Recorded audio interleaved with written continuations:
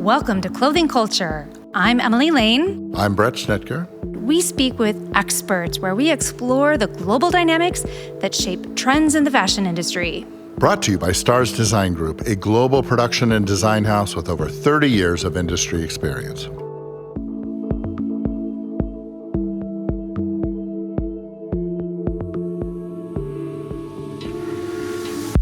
Welcome back to another episode of Clothing Culture. Bret, I am so excited to have this conversation with you today. It is one that we are engaged in almost daily, and it is one that I've been asking you to have a conversation with me about since we've had the original idea to have this show. And it is also a conversation that you've been a little nervous to have. It's a challenging conversation, especially in our industry. Right. So today we're going to be talking about the viability of sustainability in the apparel industry. So sustainability, it means a lot of different things to And ever a lot evolving. Right. You know, I think it originated with the Latin verb sustainere, which really means maintain, support, uphold, just something pretty simple. And, the basic premise is really, allowing current humankind to meet their needs without disrupting future generations. And I think that becomes a real challenge today. Words like equilibrium of resources has been thrown around. People are defining it differently. They've got like 3 pillars that they talk about: economic, environmental, and social. People, planet, and profit, right? This whole balance and how we kind of live there. The first modern context was almost 300 years ago, and it was this guy, Hans Karl von Karlowitz. Wouldn't you love to be introduced that way? My name is Karl Karlowitz. And he introduced this term called Nachhaltigkeit, and that really translated today in German is really kind of sustainability. And he was actually a tax accountant. You think he's like some forest ranger, but he was a tax accountant and also kind of a mining administrator. And he really referred to it in forestry about, living within your means, knowing that whatever resources you use, you can rely that resource is going to be at the same level in future generations as it is today. And, that conversation today continues to gain steam, continues to gain conversation, at all levels. I mean, we've got, some great intellectual minds in, the world today. Bill Gates, he was dead on about the pandemic. And so I think we shouldn't dismiss his conversations about if we don't do something immediately and urgently, then there's not much of a future on our planet. And I think, when we look at that sustainability, we also talk about resilience. And, resilience is, so there are things about using resources and making sure that they're there, but there's also people use resources and it impacts the environment. And that resilience conversation is a lot about the, nature's ability to withstand human, consumption. And I think, when we look at, these factors, one of the biggest factors is certainly fewer people consume less, more people consume more. And I think as far back as the 1970s, we hit a point where, scientists kind of said, hey, we've crossed that border where human consumption has eliminated the ability for the earth to balance against it. As far back as the 1970s. And that's primarily, is it population growth? Is it just better living and consumption increasing in wealthier nations? What do you think? You kind of hit a lot of main points on the head. The impact, they tried to calculate the impact by creating some type of a formula, as scientists like to do. And, the formula was really certainly population, the amount of people on the planet, versus times affluence. And when we think of affluence, we think, people that are affluent, people that have more. Right. And generally, they kind of link that as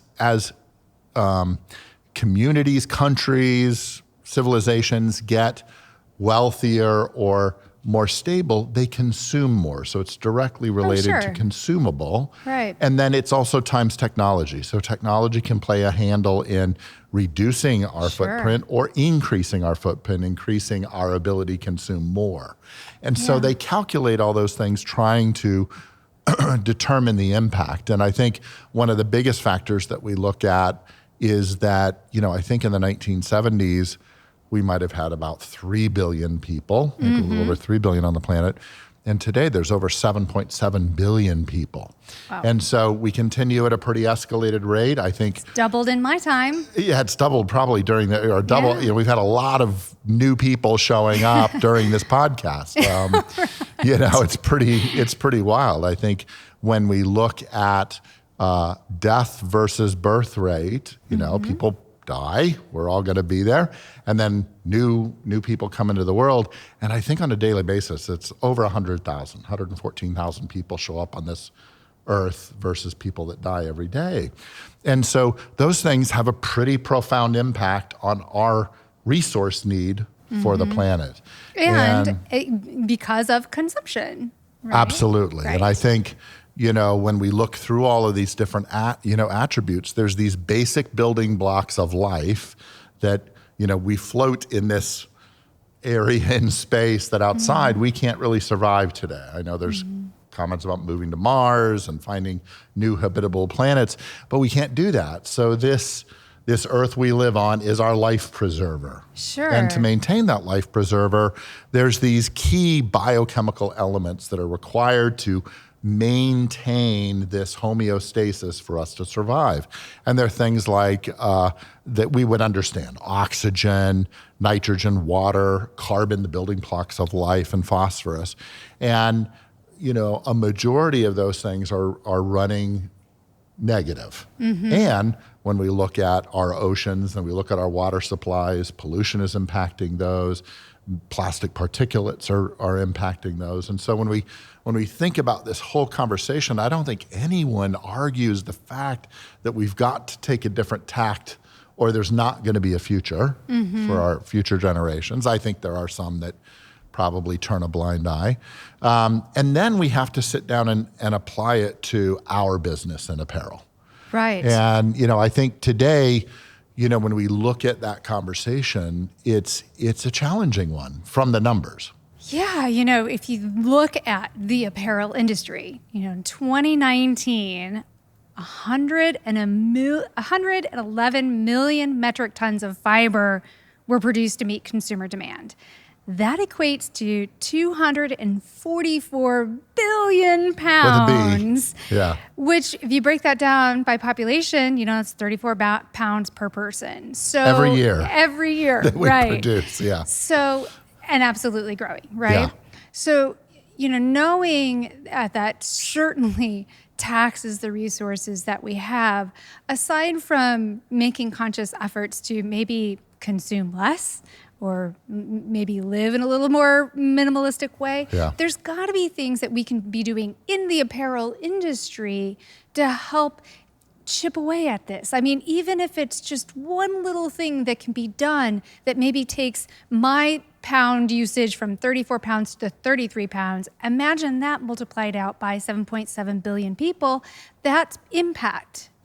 Certainly, in theory, that seems very positive. This is the challenging part of our dialogue, is that we think that as consumers, if we reduce our use, we're going to solve the issue. And I think a lot of larger corporations and different groups that are creating some of these elements, they would love us to be able to try to say we're the solution providers.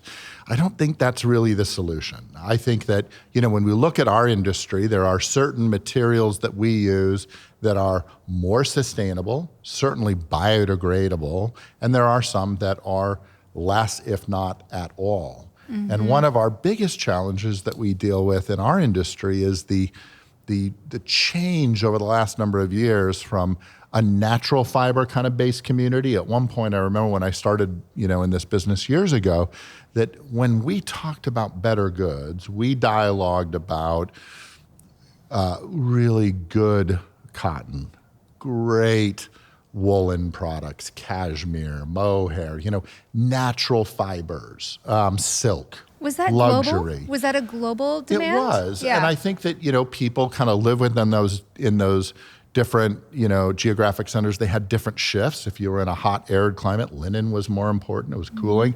But a lot of those elements were natural fibers. And, technology hadn't progressed enough where everything was GMO and there wasn't a ton of really nasty fertilizers. We were maxing out our production. But, if we wanted to do goods of quality, we used those fibers. If we wanted to do goods that were, cheap and discount and, maybe some people wore those, that was a polyester conversation. I see. Today, the change has rapidly shifted. Is that because demand grew so quickly?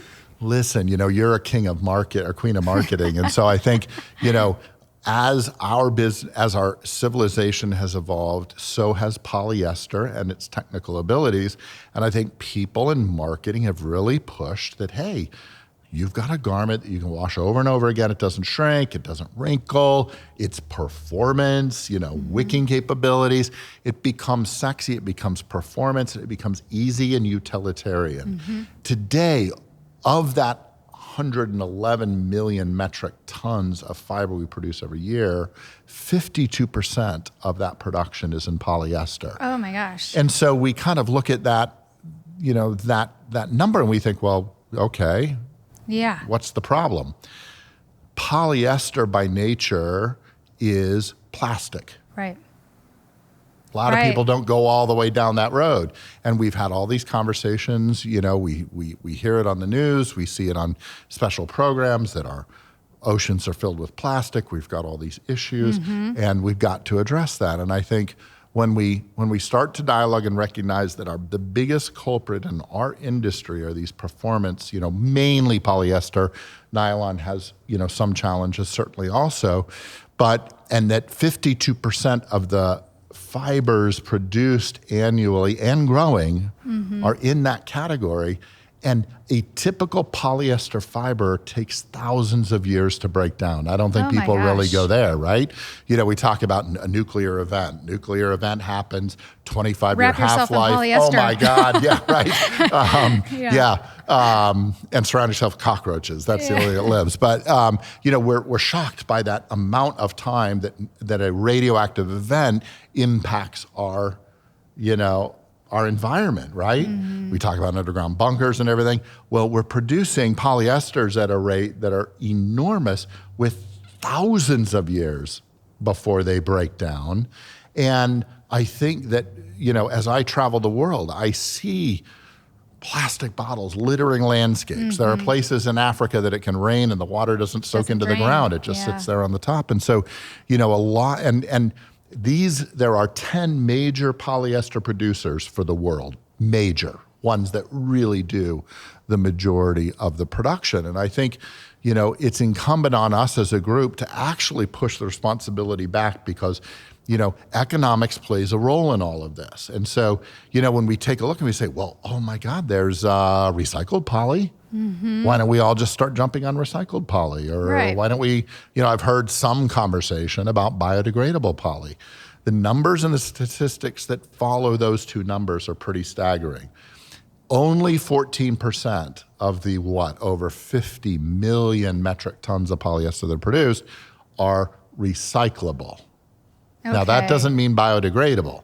It means that you can take those fibers back, should you be lucky enough to get them, right? Yeah. And recycle them. Some of them are recycled from plastic bottles, And I'm also curious about how, how many times that can be recycled. Like I know that, for example, plastic water bottles, despite what you may hear, you can really only recycle those once. Once to twice, maybe, and then the actual fiber starts breaking down. Right. And it doesn't have the resistance. That's one of the challenges. Same with the fibers? A lot of the recycling that's going on really is kind of this plastic bottle PET recycling in these different areas. But anything in those fiber areas that are recycled, you really have one to maybe two times. And the challenge is, how do you get your hands on that? And then understanding that only 14% of the business that we do is recycled, we ask ourselves why. There's one key factor, the supply is not big enough. We just don't produce a lot of recycled poly. 2, it's expensive, significantly more expensive than basic poly. And in some cases, mechanically, it's not as strong as the virgin polyester. We know in some recycled poly garments that pilling is an issue. Customers like to wear these things longer, and we have a garment that pills all up, the little fiber breaks and gets over the surface. That's not ideal. And that recycled poly is not biodegradable, presents at some point that's going to end up in a landfill, a generation or 2 down, and create that same issue. So then we look and turn our attention to biodegradable polyester. And there's a lot of chemicals that are pretty popular now that people are diving down the biodegradable polyester chain. Okay, so you're in that, what you just said, there are chemicals. That to me they're kind of a bio-based petroleum blend. Okay, so maybe more eco-friendly? To the point that some of the ones out there certainly have a very good view. And a lot of the testing that's been done through AATC really supports the fact that, over a little over 1,000 days, it'll biodegrade. And then a lot of what happens to waste, gets shipped off to different countries. In the U.S., we're a major exporter of our waste. And it ends up in landfills all over the world. And then some of those landfills, they certainly have burning. Polyester produces some pretty noxious toxic, fumes and toxic for the communities that live around them. These biodegradable polyesters don't. You can have a burn rate. They won't produce noxious fumes. So that all sounds wonderful. And there's like a list of 5 or 6 different chemicals that people are looking at. There's new companies that are coming on every day. And How is the accessibility of that? That's the challenge. Okay. 1%. 1% of all of the polyester produced is biodegradable today. And so is that because demand hasn't been there, because it's too expensive, because it's not produced? It starts with a number of factors, but 1, supply is not there. We don't have enough supply to impact those 2 areas effectively. 2, if we would ramp up supply, I think it's incumbent on these large producers technology finds a way. And so when we start down the road of technology, things are expensive. And as technology improves and volume increases, technology traditionally gets less expensive. I think it's incumbent on these 10 major producers to find solutions that are as affordable as non-biodegradable polyester, and have that introduced in a way of volume to replace it. Because certainly from the consumer, if you ask the average consumer, hey, do you want the planet to be around, in a number of years? Do you want your future generation to be safe? The answer would be yes. And if you talk to them about polyester and how it sits in microparticulates, and it's in all of our bodies today. If we eat fish, those microparticulates that have been absorbed into the fish in the oceans, we're ingesting those. I mean, there's some really vicious reports. So multi-layered. It's multi-layered. And so if you look at those aspects and you ask the questions, everyone's on board, from the consumer level. Then if you say, well, your $19 wicking T-shirt or whatever is now going to be $80, and it's going to take much longer time to produce, you get a massive fall off economically. And so I think that becomes that inherent challenge that we live in the industry, because there's a lot of conversation. People would love to talk a positive game, but you have to make sure, 1, the resources there is there, and 2, it's economically viable. Yeah, this just kind of makes me think a little bit of a conversation that we just had with John at Evolution, where we talked about robotic knitting and that sustainable contribution. And one of the things that he talked about was multiple groups coming together to solve the problem. You've got government, you've got education. .gov.edu.com. Right. And I see that being a need here as well, because let's face it, the numbers all have to work. If companies who are producing the polyester, it has to go beyond them wanting to do good. It has to be profitable for them to exist, to employ people. Yeah. And perhaps if it's expensive to embrace the technology to create the solution, then that's when, the education and government need to chip their hands in it as well. I can see how tough it is to bring all the people together to not only create the solution, but then you have to build the infrastructure to support the demand. And one of the challenges you look at is that typically in business, it's not enough that people look at it and say, hey, we need to make a change. They have to see a pathway. They have to see a plan, for consumption, for that shift to happen.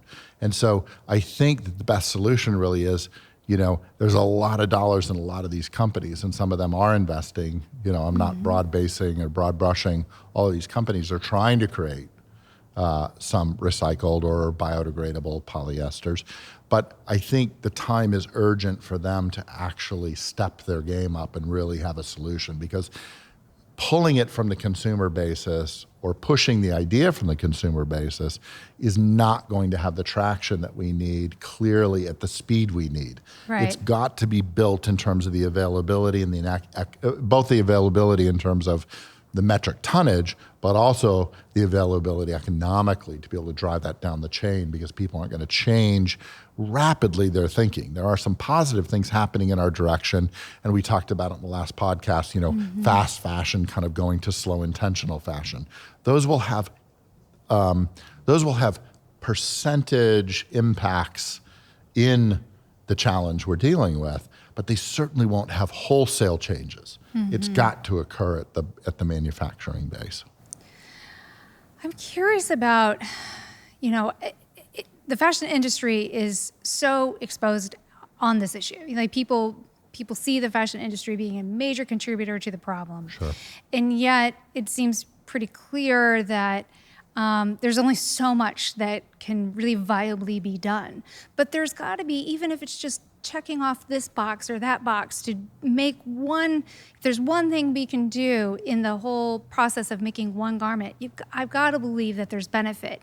If it's using a dye that's more eco-friendly, if it's using a fabric that's made of fibers that are, a sustainable natural fiber, if there's, a process that is doing good by the water, there's got to be things that can deliver impact. And I'd love to explore with you, what are those boxes that people do have access to that, it might affect price a little bit, but there are solutions for that people who are building garments or purchasing them anyway can include into their manufacturing process. Sure. I think some are, some of those boxes you mentioned, water recycling and water purification, that one has sort of a head start in some countries.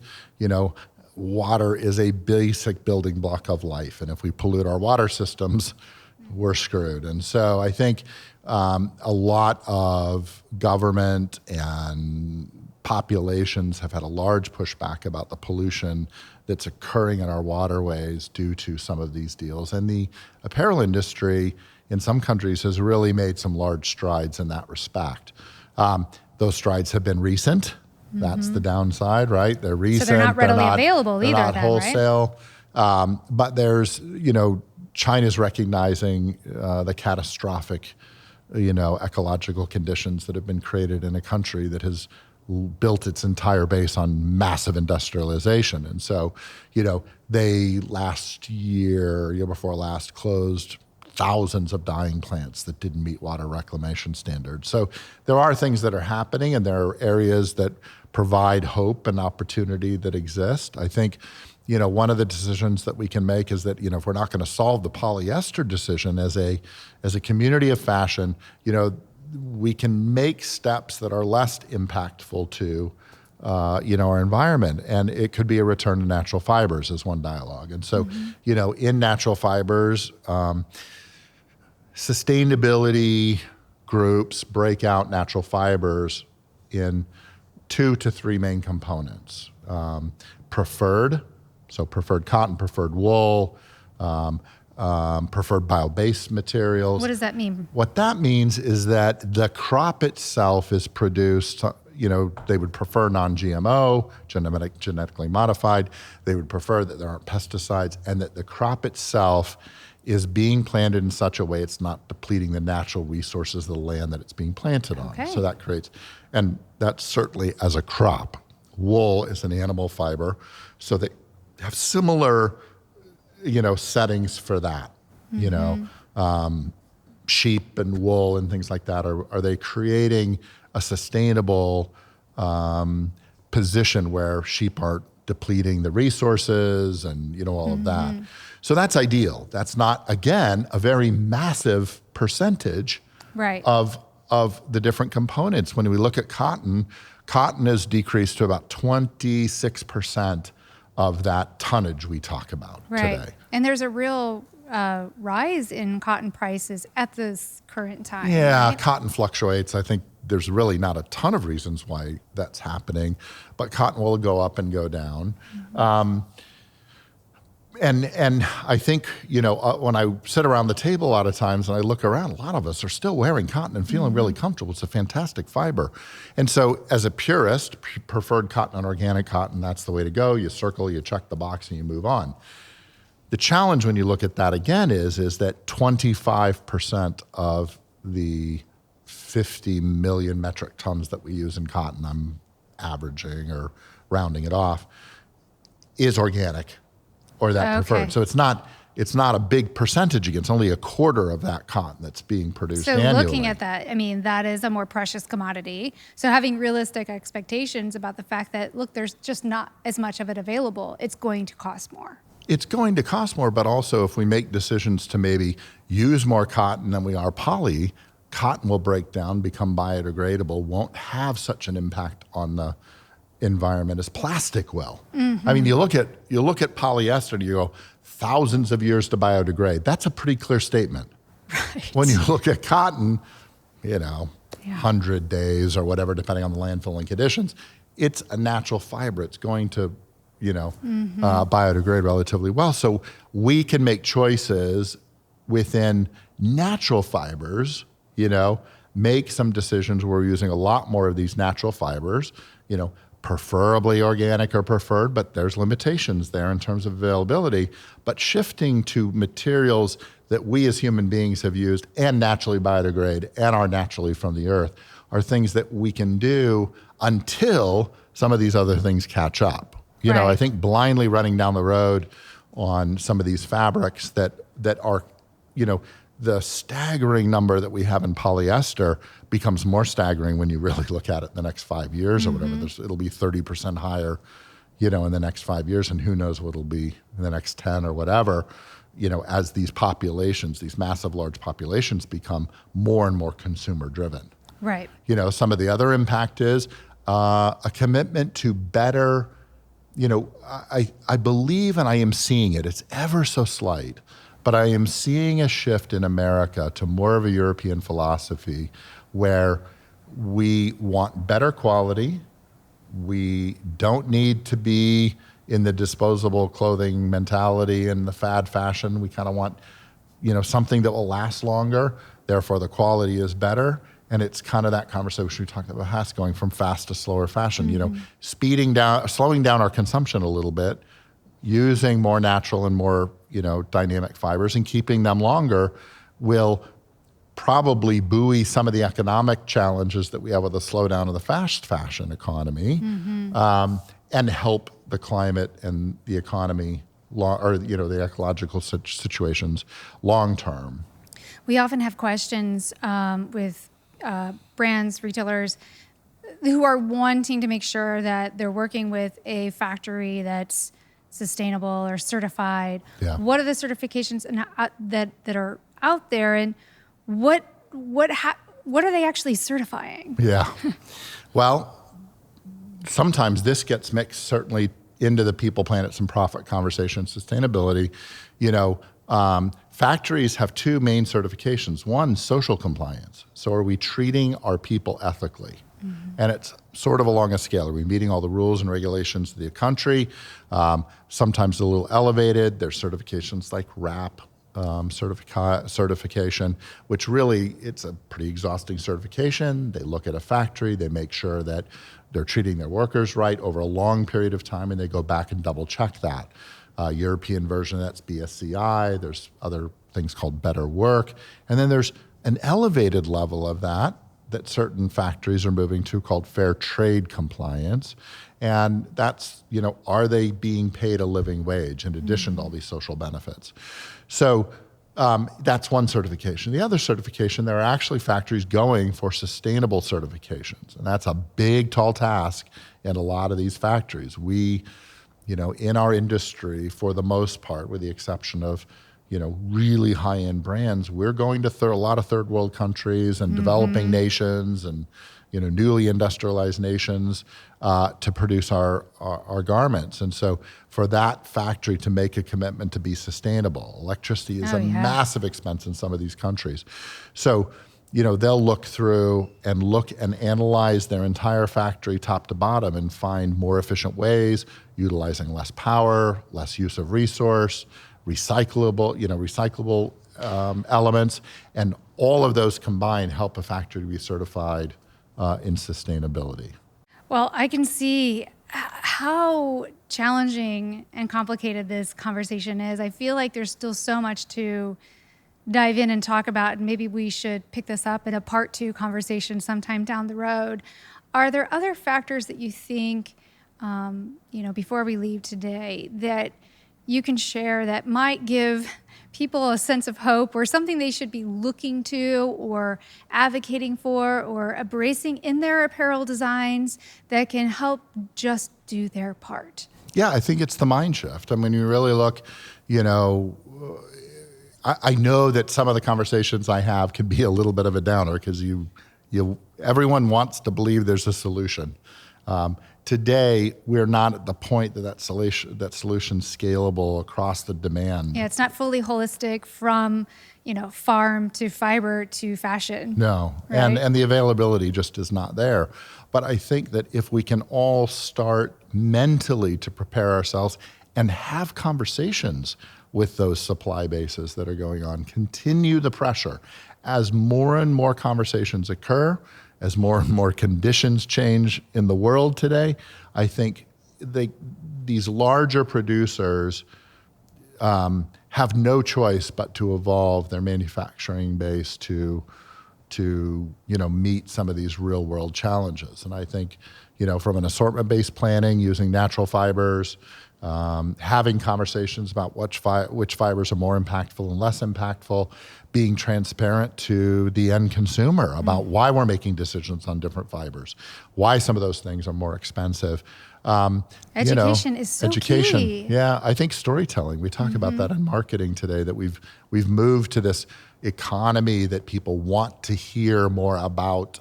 It's not enough, hey, it's a beautiful, shirt and I really like it. They kind of want to hear some background story about it. And I think those things lend themselves well to, the change in conversation. Those are all really great thoughts. Thanks so much for exploring this conversation at last with me. And Yeah. and I certainly look forward to more conversations in the future. Make sure to subscribe to stay apprised for more conversations on Clothing Culture. Thanks, Emily.